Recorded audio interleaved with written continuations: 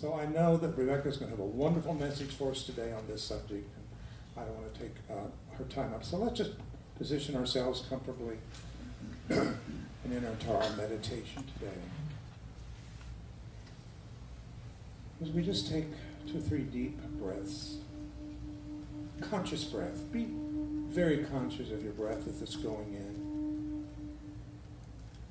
Hold it in the still point for just a second or two, and exhale.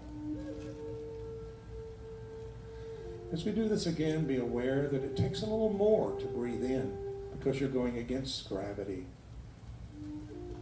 But the exhale is so effortless, giving a message to our mind that it is effortless to let go of anything today that is not serving us for our highest good. Anything in our life that is not in synchronization with our contracts and agreements that we've made previously to this life that we're living. Breathe in slowly. Breathe in the new, fresh energy that is penetrating in our third dimension. Exhale and letting go. Anxiety, fear, doubt. Let it go. Allow your body just to melt into that space in which you set. And feel yourself enlarging out beyond your physical body into your etheric realm. And continue to let that energy body expand itself. Let your heart energy expand itself until it comes together to create one heart energy in this room this morning. And in that heart comes the intelligence that is so needed in our nation and around the world today. Breathe in again, focusing upon your heart. Hold it for just a second or two in the stillness and let go. Divine Holy Presence, help us to not take for granted this wonderful liberties that we've been given in this country.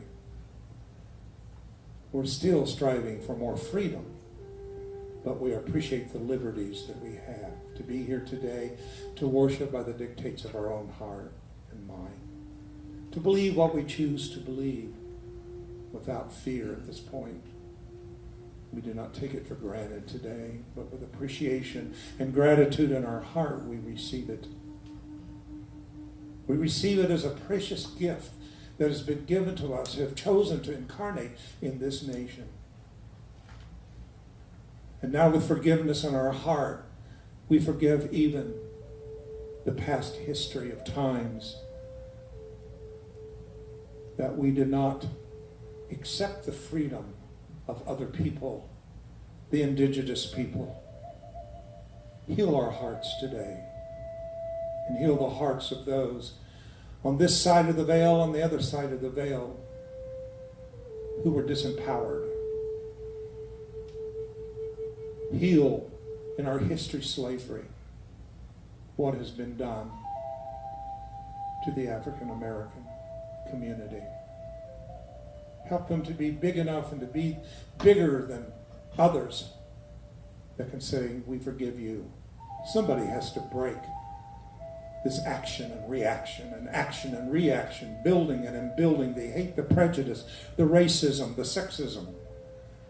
Today we break it with love. The only thing we'll break it is unconditional love, the love that is God within us, the presence within us, emanating out of us into this collective heart that we just created, and emanating it into the collective and consciousness of a nation that is striving to redefine itself and transform itself, going through its birth pains.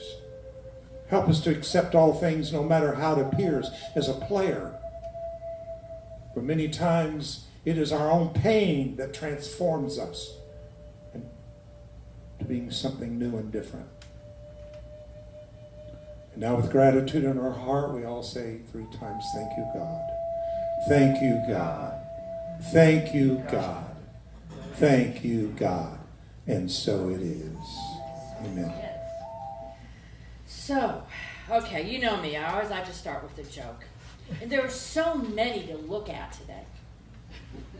But I decided since yesterday I had several weddings, and one was outside. Can you believe? Outside. And it was so funny because they chose traditional vows.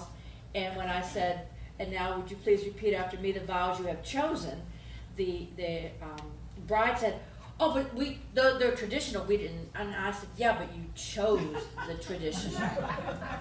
And so yeah, she says, oh, but those are just the traditional. I said, yeah, but you chose them. I have when I send my brides and grooms their first draft, I usually have 27 ideas for them to take a look at to write their own vows, right? So anyway, it was really funny because it was like, it's hot. Don't argue with me. Don't correct what I say. But and so anyway, I decided to find a joke about weddings. And so I heard about this groom. At the wedding rehearsal, he said to the minister, I'll make a deal with you.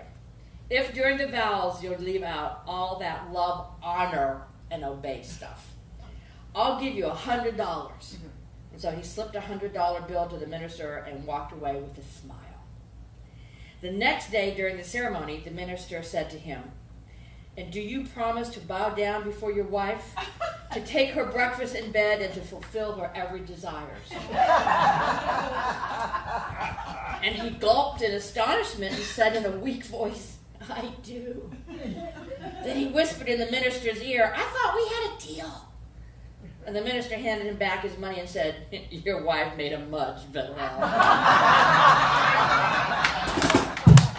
But boom. And it's so funny because, you get to know a lot about people during a wedding. I get to know more about the mother of the bride and groom during the actual process. It's an interesting journey. So today I want to talk about, of course, America. I was just a few hours short of being a firecracker, so I had to make up for it for the rest of my life by trying to be one.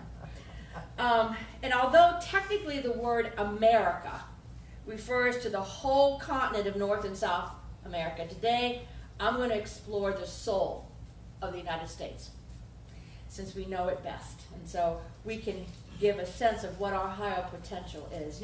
We were founded with very high intentions and by very high spiritual beings in the form of the bodies of our forefathers. And so each of us have been inspired by something of America's soul. And I thought about this morning as I was driving in and looking at that Carolina blue sky with the puffy clouds, or when you drive across the wide open spaces in the West or other places, you're just in awe sometimes of the beauty of the place we live in and the place we're privileged to call home. And one of the things that I'm sure Emma Lazarus was thinking about when she proclaimed the great dignity and worth of each individual citizen, when she said, and it's on, of course, our Statue of Liberty, give me your tired, your poor. Now think about this in light of what's going on today. Give me your tired, your poor, your huddled masses yearning to breathe free. The wretched refuse, I'm sorry, of your teeming shore. Send these, the homeless, the tempest-tossed, to me. I lift my light with my lamp beside the golden. The soul of America is almost tangible right now as we look at the struggles we're going through to live up to that potential. One of the things about being a soul-infused person or a soul-infused nation is we look at how we serve, how we give, how we allow others to be who they are. Freedom. And when we look at the Statue of Liberty, has anyone ever been? inside and out. I used to live in New York, and I was always just amazed by the magnitude, the immensity of that piece of art. Especially if you walk all the way up to the top and look through the crown, it's like, whoa, how could man do this? And of course, man didn't just do it. God did it through man. And this is where we need to be today. We need to allow God to work through us. Yes, we need to have our voices raised. And we were raised, this whole country was raised in protest. We were founded in protest against man's inhumanity to man, a king's inhumanity to man, a country's inhumanity to man, a nation, a part of the world. We were raised in the idea that there was something better to be done in our world. The Statue of Liberty is a symbol of America's compassionate soul, which is being tested sorely today. But there's something deeper about the soul of America to explore. Through the study of the ancient wisdom, we have come to understand that each nation has both a self-centered personality and a wise and compassionate soul, as each and every one of us does. Each nation on this planet has a soul plan and purpose to be here that is being activated, whether it's the good, the beautiful, and the true. Now let's just think about this for a minute. When we are in our personality, as opposed to our soul, it's about me, me, me, me, me, me, me. We become isolated. We only want what we want, when we want it, how we want it, with no thought of what others want in our lives. But the nation's soul, our nation's soul, every nation has a blueprint, a soul blueprint. And those of you that have been with me for a while know that I am very into karmic astrology and esoteric astrology, because that's the blueprint we came in with. And the United States of America also has its blueprint. Gee, the United States of America is a Cancer. Now think about that for a minute, and we should have a whole esoteric class about what it means to be a Cancer country. First of all, we love food. We're the most overweight nation in the world, right? And we're sensitive. We take things personally. And do you see how that works out in our, actually the center's a Cancer center too. So the idea of, oh, that's astrology, I don't want to hear. Guys, there's a spiritual side to astrology that allows you to know the deeper reasons of why you're here and the deeper reasons of where you're going. Wouldn't you like to know where you're going? I did. I found astrology early in my spiritual quest, and the more I incorporate it into my life, I see it makes so much sense. But I also look at the fact that it also has the challenges I need to look at in order to be the soul. So I work at, really I do, not being so sensitive. Really, I try. But see, that sensitivity also gives me my empathy and my psychic abilities and my intuition and the creativeness that's part of me as well. And so, but as you're working towards being a soul as a country right now, we have to look at holding the vision of what the highest potential of Cancer is, which is the mother of the world, which is the caretaker. Think about the Mother Earth.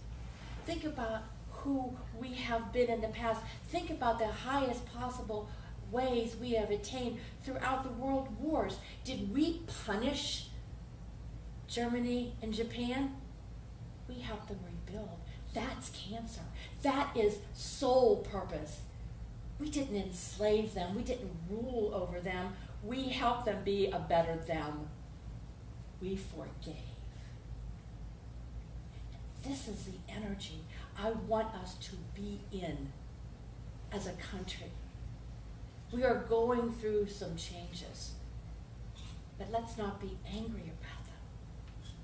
Let's be conscious of what they're teaching us, that we can be in a higher level of our own being. That level of consciousness that Reverend David was talking about. Let's lift it up. Lift it up. Lift out of the anger and get into the love that underlies the happenings of the time. There's a great love in the universe that's allowing through us the shattering and the acceptance and the bringing forth of the shadow so that we can burst through it with love and bring forward the new America, the new world. It's not, and I'm going to tell you something, this is not about politics at all. Politics is only a form of the consciousness that created it. It is not about politics. It is not about one party here and one party there, one individual here and one individual. No. We, the people, needed this to break through our selfishness.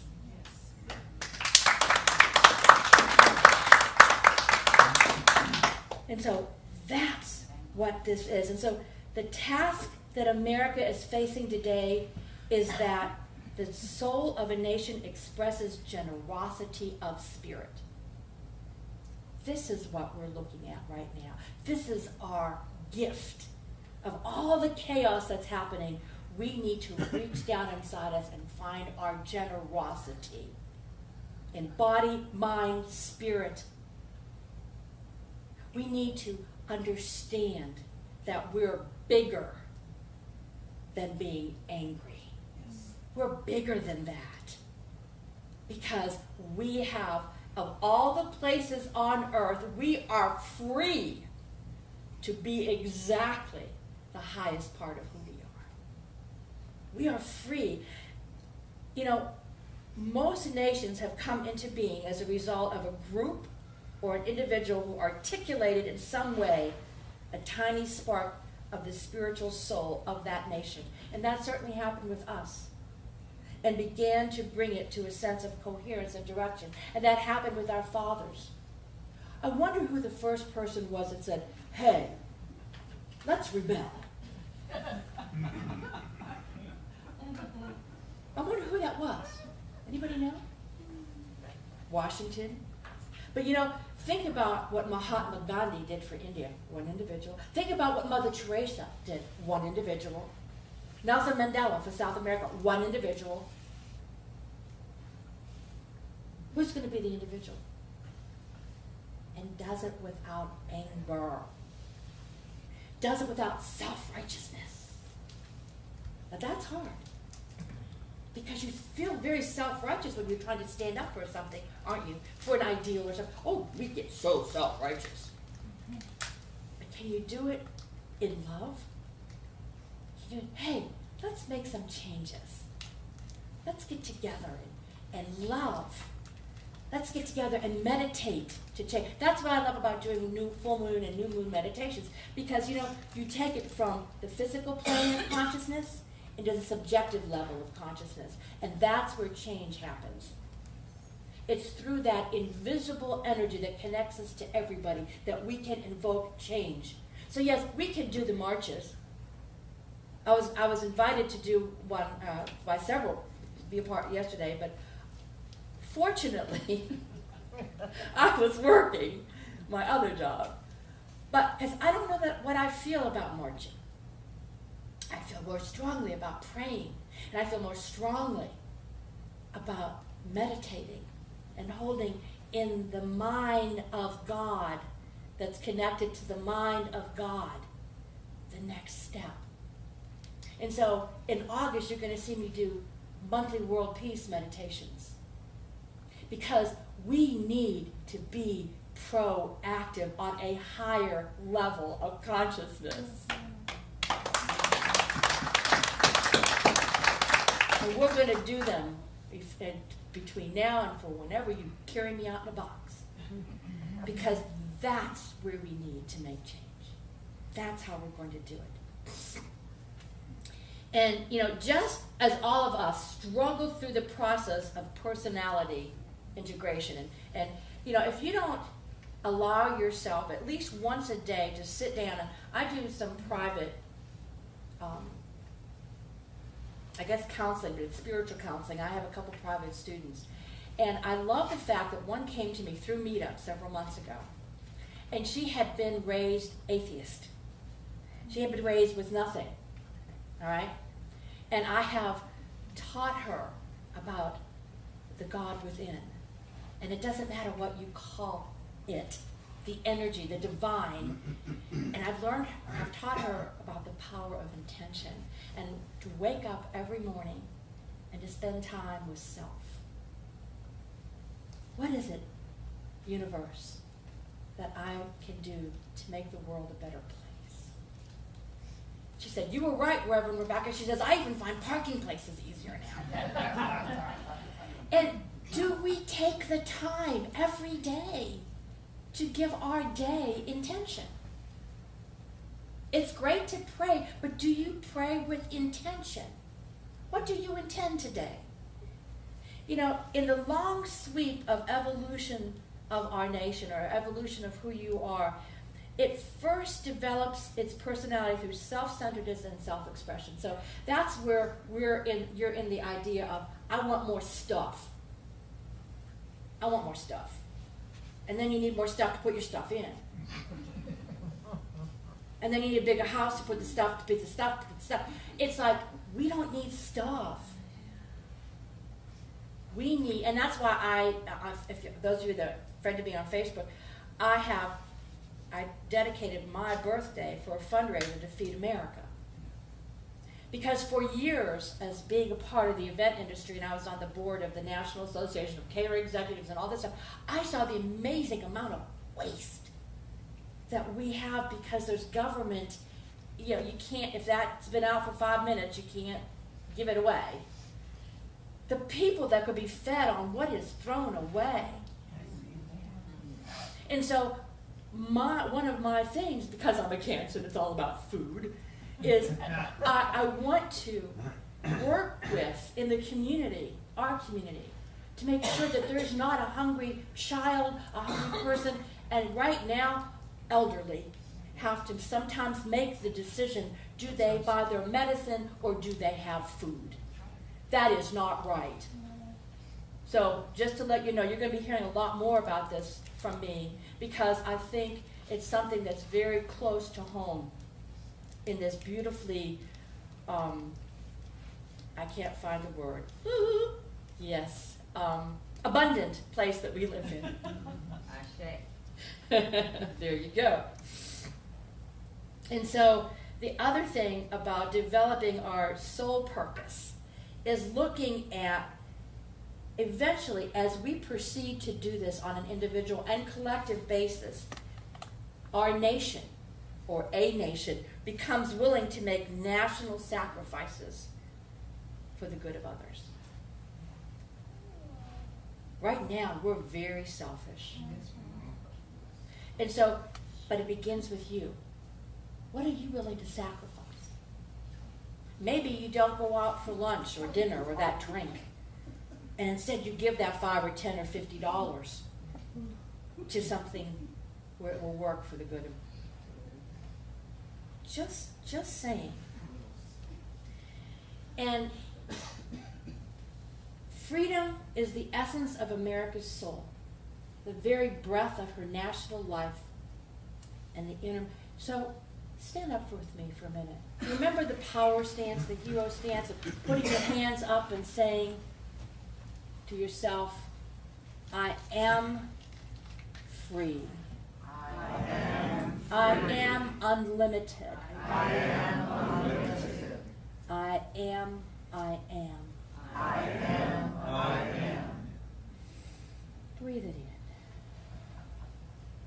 in. Allow yourself to feel the power of being open, of opening your heart, free to be who you are.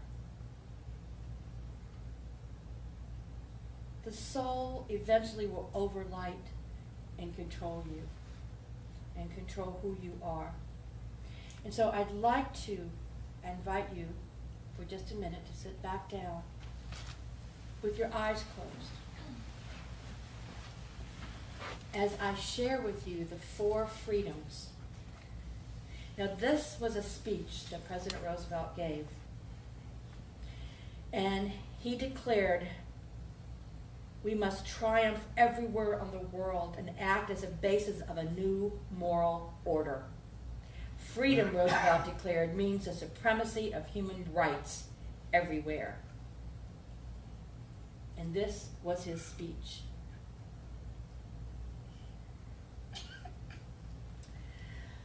Part of it. A good society is able to face schemes of world domination and foreign revolutions alike without fear. Since the beginning of our American history, we have been engaged in change, in a perpetual, peaceful revolution, a revolution which goes on steadily, quietly, adjusting itself to changing conditions without the concentration camps or the quicklime in the ditch or border things we would add. The world order which we seek is the cooperation of free countries working together in a friendly, civilized society. This nation has placed its destiny in the hands and heads and hearts of its millions of free men and women, and its faith in freedom under the guidance of God. Freedom means the supremacy of human rights everywhere. Our support goes to those who struggle to gain these rights and keep them. Our strength is our unity of purpose. To that high concept, there can be no end save victory. And now, would you open your eyes? And I'm going to come out with you as I invite you to say with me the prayer for our nation. Would you stand with me, please?